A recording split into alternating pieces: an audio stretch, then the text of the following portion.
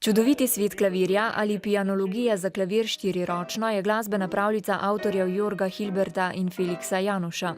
Govori o deklici in profesorju, ki je poln znanja o vseh klavirjih sveta. Sem dekle, ki se s svojim klavirčkom odloči, da bo odšla v živalski vrt in tam s pomočjo dr. Pedalusa spozna različne klavirje. V predstavi skušamo predstaviti razvoj klavirja od samega začetka, od praočeta vseh klavirjev pa do modernega klavirja. Ob govorjeni besedi nam zgodbo skozi različne glasbene stile in v štiriročni klavirski igri predstavijo tudi mladi pianisti. To je za otroke, se pravi, malo zahtevnejši projekt, ker vseeno morajo sodelovati, se pravi, s svojim partnerjem, za klavirjem.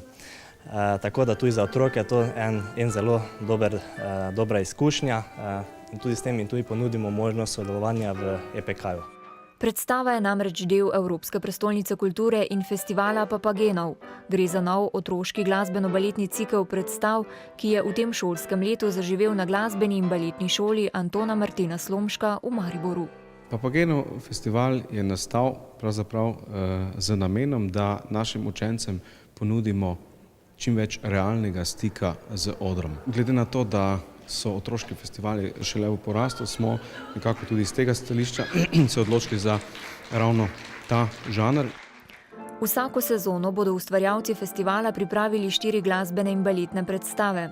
Ponovitev glasbene pravljice Čudoviti svet klavirja bo 22. marca, nova baletna predstava o Piki Nogavički pa bo zaživela v aprilu.